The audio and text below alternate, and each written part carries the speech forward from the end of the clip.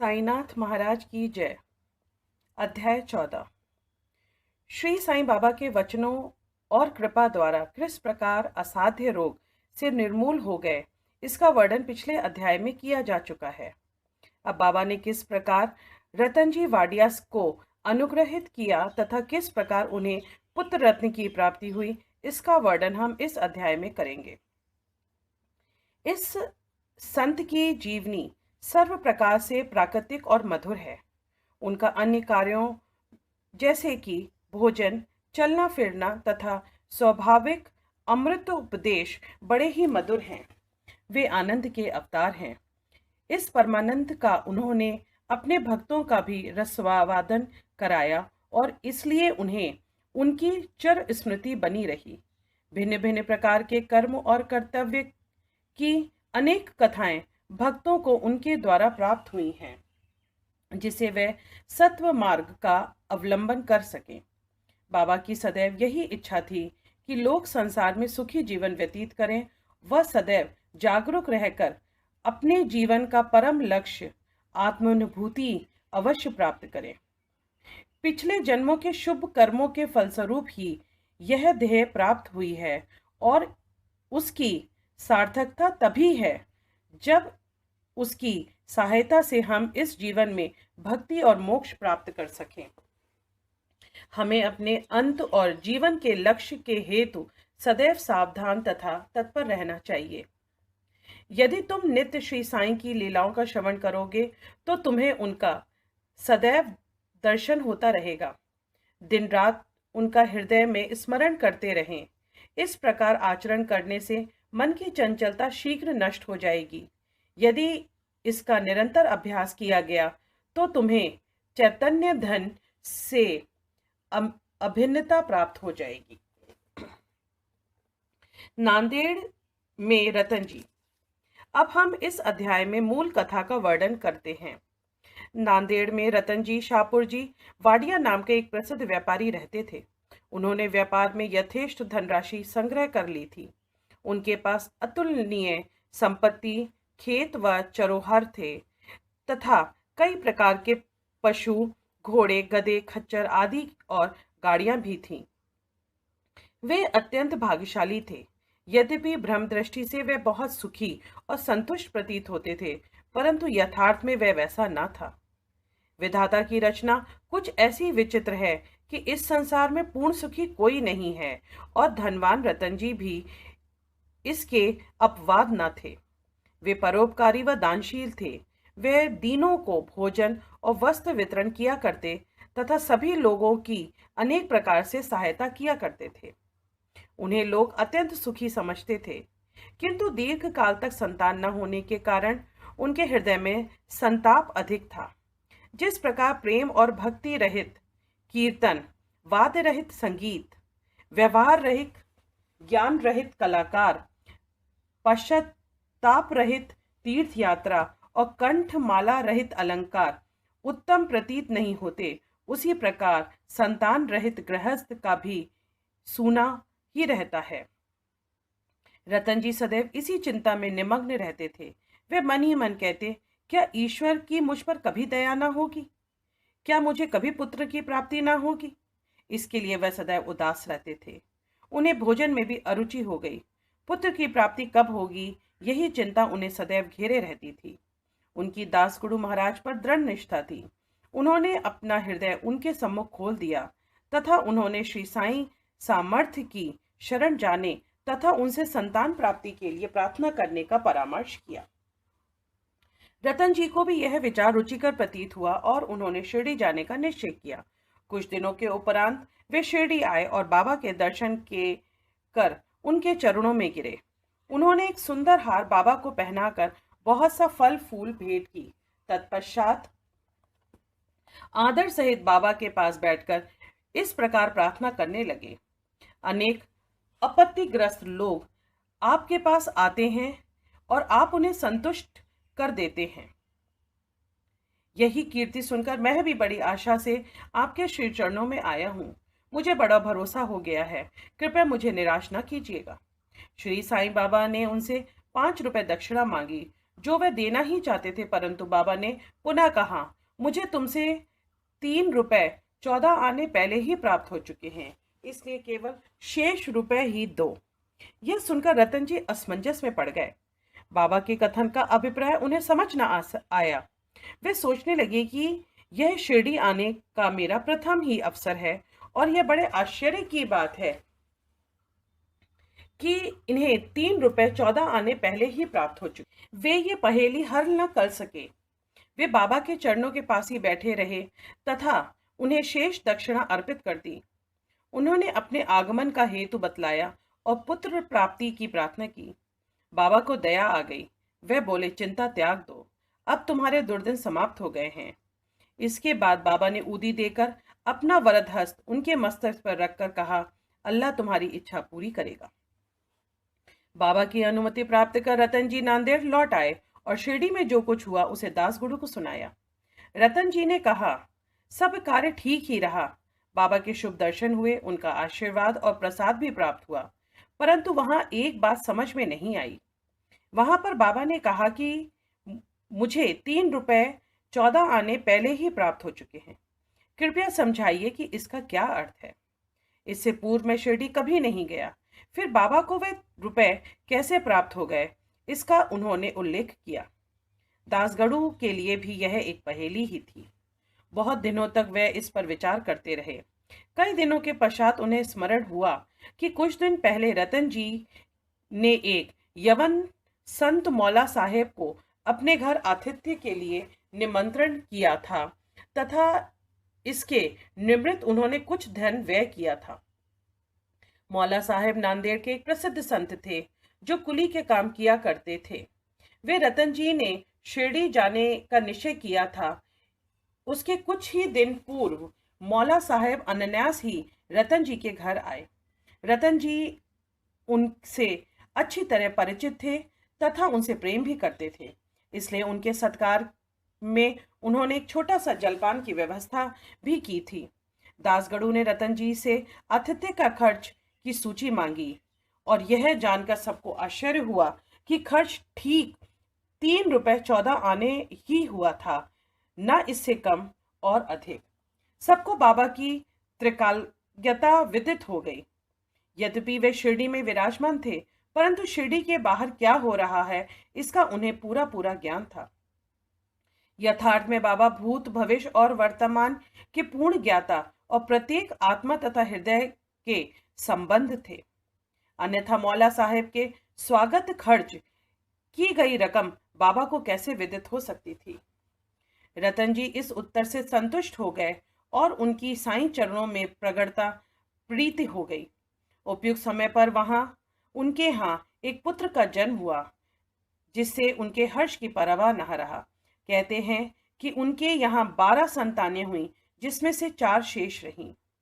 इस अध्याय के नीचे लिखा है कि बाबा ने राव साहब हरि विनायक साठे को उनकी पहली पत्नी के मृत्यु के पश्चात दूसरा विवाह करने पर पुत्र रत्न की प्राप्ति हुई। राव साहब साठे ने द्वितीय विवाह किया। प्रथम 2 कन्याएं हुई, जिससे वे बड़े निराश हुए, परंतु तृतीय बार पुत्र हुआ। इस बार बाबा के वचन सत्य निकले और वे संतुष्ट हो गए। दक्षिणा मीमांसा।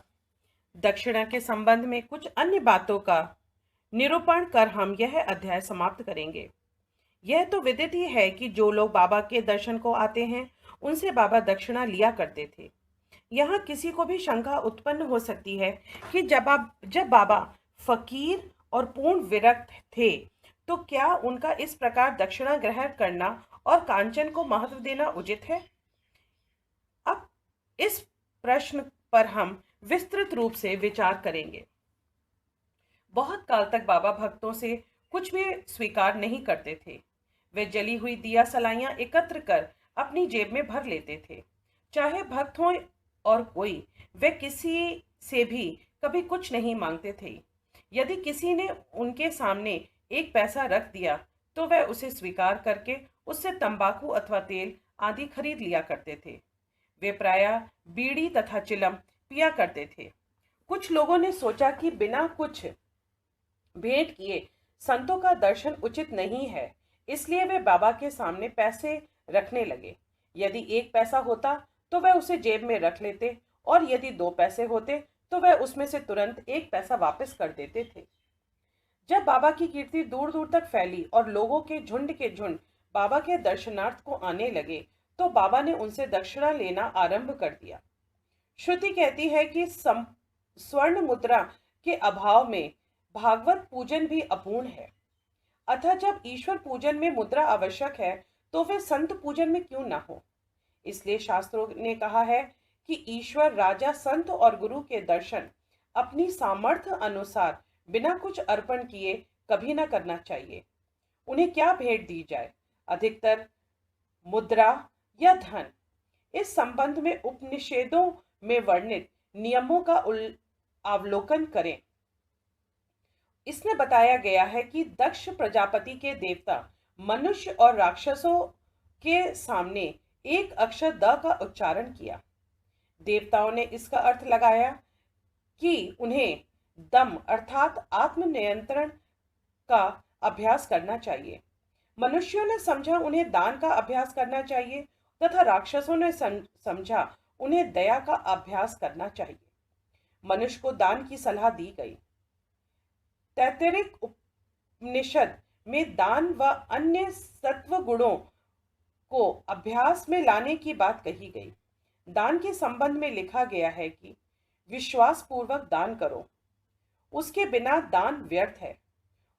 उदार हृदय तथा विनम्र बनकर आदर और सहानुभूति पूर्वक दान करो। भक्तों को कांचन त्याग कर पाठ पढ़ने तथा उनकी आसक्तियां दूर करने और चित्त शुद्ध करने के लिए बाबा सबसे दक्षिणा लिया करते थे, परंतु उनकी एक विशेषता भी थी। बाबा कहा करते थे, जो कुछ भी मैं स्वीकारता हूं, मुझे उसे 100 गुना से अधिक वापस करना पड़ता है। इसके अनेक प्रमाण हैं। एक घटना। श्री गणपतराव बोडस, प्रसिद्ध कलाकार, अपनी आत्मकथा में लिखते हैं कि बाबा के बार बार आग्रह करने पर उन्होंने अपने रुपयों की थैली उनके सामने उड़ेल दी। श्री बोडस लिखते हैं कि इसका परिणाम यह हुआ कि जीवन में फिर उन्हें धन का अभाव कभी ना हुआ तथा प्रचुर मात्रा में लाभ ही होता रहा। इसका एक भिन्न अर्थ भी है। अनेकों बार बाबा ने किसी प्रकार की दक्षिणा स्वीकार भी नहीं की। इससे 2 उदाहरण हैं। बाबा ने प्रोफेसर सी के नारके से 15 रुपए दक्षिणा मांगी। वे प्रत्युत्तर में बोले कि मेरे पास तो 1 पाई नहीं है। तब बाबा ने कहा, मैं जानता हूं तुम्हारे पास कोई द्रव्य नहीं है, परंतु तुम योग वशिष्ठ का अध्ययन तो करते हो, उसमें से ही दक्षिणा दो। यहाँ दक्षिणा का अर्थ है पुस्तक से शिक्षा ग्रहण कर हृदयंगम करना, जो कि बाबा का निवास स्थान है। एक दूसरी घटना में उन्होंने एक महिला श्रीमती आर के तरखंड से 6 रुपए दक्षिणा मांगी। महिला बहुत दुखी हुई क्योंकि उनके पास देने के लिए कुछ भी ना था। उनके पति ने उनको समझाया कि बाबा का अर्थ तो भिन्न है, उन्हें बाबा को समर्पित कर देना चाहिए। बाबा इस अर्थ से सहमत हो गए। यह ध्यान देने योग्य है कि बाबा के पास दक्षिणा के रूप में बहुत सा द्रव्य एकत्रित हो जाता था। सब द्रव्य वे उसी दिन व्यय कर देते और दूसरे दिन फिर सदैव की बात ही निर्धन बन जाते थे। जब उन्होंने महासमाधि ली तो 10 वर्ष तक हजारों रुपए दक्षिणा मिलने पर भी उनके पास स्वल्प राशि ही शेष थी। संक्षेप में दक्षिणा लेने का प्रमुख ध्येय तो भक्तों को केवल शुद्धिकरण का पाठ सिखाना था। दक्षिणा का मार्ग। ठाणे में श्री वी देव ने इस विषय में एक लेख अन्य विषयों सहित प्रकाशित भी किया है, जो निम्न प्रकार है। बाबा प्रत्येक से दक्षिणा नहीं लेते। यदि बाबा के बिना मांगे किसी ने दक्षिणा भेंट की तो वह उसे स्वीकार कर लेते और कभी अस्वीकार कर देते थे। वे केवल भक्तों से ही कुछ मांग करते थे। उन्होंने उन लोगों से कभी कुछ ना मांगा जो सोचते थे कि बाबा के मांगने पर ही दक्षिणा देंगे। यदि किसी ने उनकी इच्छा के विरुद्ध दक्षिणा दे दी तो वे वहां से उठाने को कह देते थे। स्त्री और बालकों से भी दक्षिणा ले लेते थे। उन्होंने सभी धनवान या निर्धन से कभी दक्षिणा नहीं मांगी। बाबा के मांगने पर भी उन्होंने दक्षिणा ना दी। उनसे भी कभी क्रोधित नहीं हुए।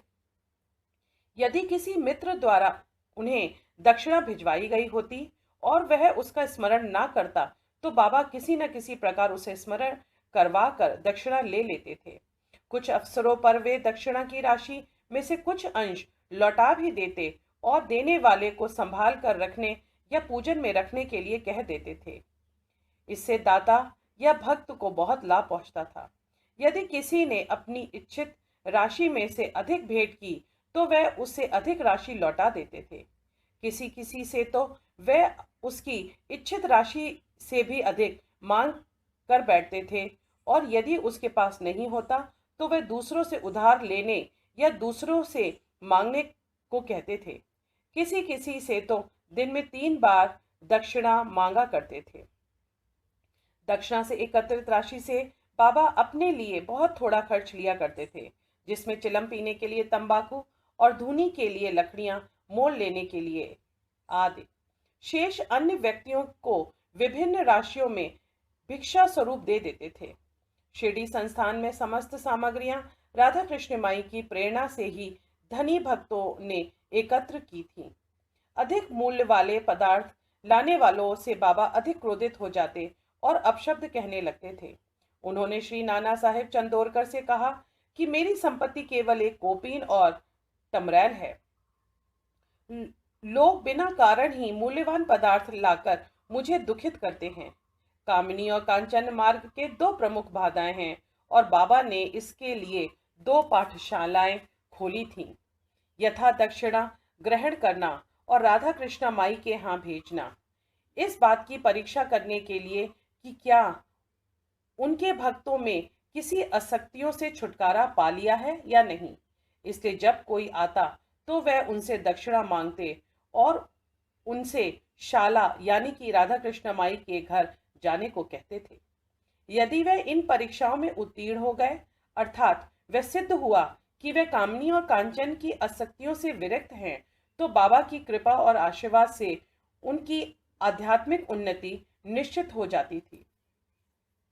श्री देव ने गीता और उपनिषद की घटनाएं उद्धृत की हैं और कहते हैं कि किसी तीर्थ स्थान में किसी संत पुरुष को दिया हुआ दान दाता को बहुत कल्याणकारी होता है। शिरडी और शिरडी के प्रमुख देवता साईं बाबा से पवित्र और है ही क्या। अनंत कोटि ब्रह्मांड नायक राजाधिराज योगीराज परब्रह्म श्री सच्चिदानंद सतगुरु साईनाथ महाराज की जय।